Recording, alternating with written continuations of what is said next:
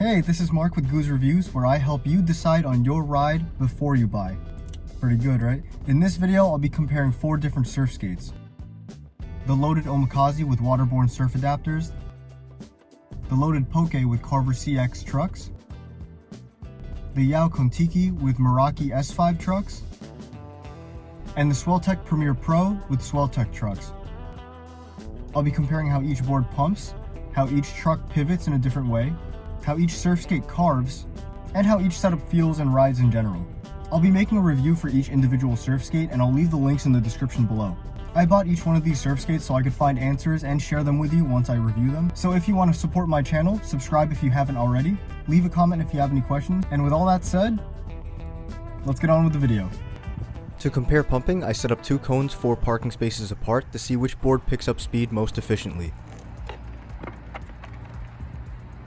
To differentiate each clip, I'll mark the Waterborne with WB, Swelltech with ST, Carver with CX, and YOW with Y. Carver was a consistent winner in picking up speed the fastest, followed by Waterborne, YOW in third, and Swelltech being the least efficient when pumping. The Swelltech had the most side-to-side movement, which did not translate to forward movement as easily. YOW and Waterborne came close to finishing at the same time. The YOW board had so much force when pumping, I felt like I had to tone it down so that the wheels would not slide out. But I should mention that the road was slightly wet because it had rained just a few hours before recording this. If you're looking for a surf skate for snaps, sliding, and surfing maneuvers, YOW feels like it would be a good match. The Carvers had a nice turning radius, so pumping felt intuitive and grippy, digging into the road just right. Now let's take a look at each setup one by one. Something I really liked about the YOW setup was how easy it was to pump and start moving from a standstill. You can see it was propelling me forward with each hard carve.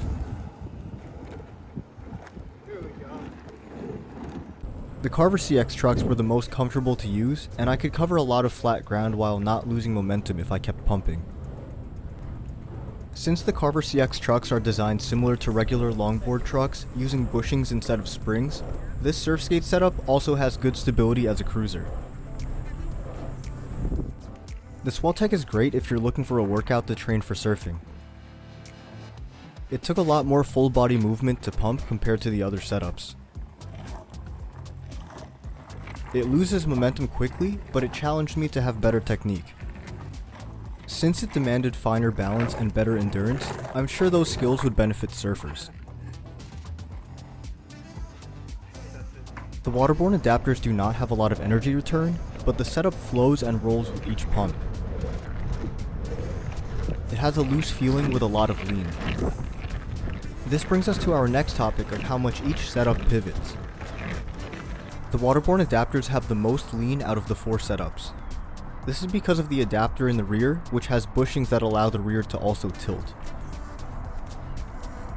The Swelltech trucks have a moderate amount of lean, which relies on your carving momentum to balance. It also rotates on an axle for another degree of motion. Plus, after overcoming some resistance, the front trucks can actually spin a full 360. The Carver CX trucks have good feedback and cushion from the bushings. There's not a lot of lean from the barrel bushings, but luckily it's customizable with the ability to change the bushings. The YOW Meraki trucks have slightly less lean than the Waterborne adapters, and its spring system brings you back to center. So it's more stable than the Waterbornes, and more agile but similar to the Carver CX trucks. To make it easier to see the differences, here's all 4 setups on the same screen. The Swelltech and YOW have more rigid rear setups than the Carver and Waterborne ones. Although Carver has the least amount of lean, it has the most energy return from its bushings as a trade-off. The YOW setup and Waterborne adapters have similar amount of lean, but the Waterbornes rely on your balance and weight transfer to return to center. On the other hand, the YOW trucks use springs to keep tension towards the center, making the YOW setup more stable. Lastly, the Swelltech required finer technique when carving and leaning. To compare carving, I set up 2 cones to show the turning radius of each setup. The Waterbornes had one of the sharper turns thanks to the large amount of lean it had.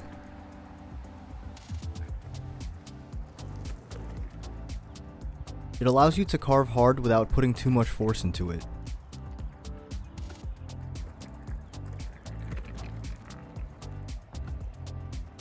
The Swelltech had the sharpest turns out of all 4 setups, but I had to make sure my weight was more towards the rear or I would end up nosediving.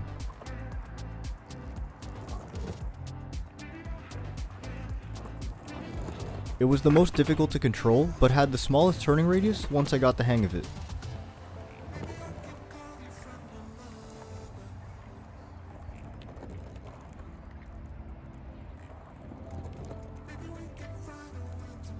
The Carver needed more weighted pressure to turn tighter since the bushings would push me back to center.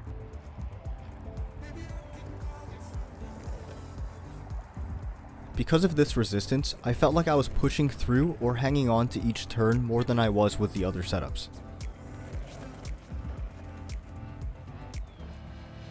The YOW had snappy, smooth turns. It flowed similar to the Waterborne's, but turns felt easier to initiate.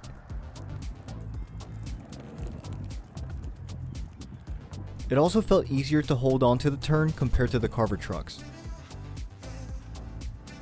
To conclude, let's talk about the general feel of each Surfskate. The YOW trucks give an agile, energetic ride with sharper turns than the Carver CX trucks. The Carvers are lively and comfortable, and they pick up speed from pumping the most efficiently. They are the closest to reverse kingpin longboard trucks and are also good for cruising. The Swelltechs demand better technique and will only work when weighted towards the rear like a surfboard. They are great for dedicated surfskate training, although not for cruising. The Waterborne adapters give a flowy ride, rolling from rail to rail with the most amount of lean. They do not give a springy energy return back to center. They are good for relaxed but sharp carving. Alright, well I hope my video helped answer any questions you guys might have had about these surf skates. If there are any questions that you guys still have, leave them in the comments and I'll answer them as soon as possible. And like I said, subscribe if you want to support this channel. I'm trying to reach 1,000 subscribers by the end of 2021, so hopefully that works out. But anyway guys, thank you so much for watching and I'll see you in the next video.